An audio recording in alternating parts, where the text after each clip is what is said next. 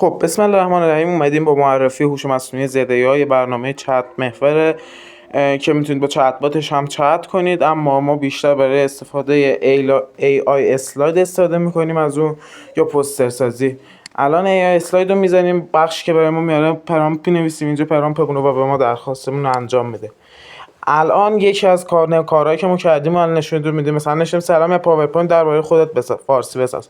تمام مراحل کار ما رو نشونمون میده. مثلا میگه عکس هم بدون پیدا میکنم، مثلا میگه حالا اسلاید اول، اسلاید دوم تا اسلاید هفتم پیش میره و میاد یه خیلی متنوار به ما همه کارهایی که انجام داده رو توضیح میده. یه نمونه کاراشم که الان میتونیم ببینیم، این پاورپوینتی هستش که برای ما فقط چند دقیقه ساخته و شما دیگه احتیاجی ندارید که به خودتون پاورپوینت بسازید. یه پاورپوینت خیلی مدرن و قشنگ رو میتونید با استفاده از برنامه ZAI بسازید.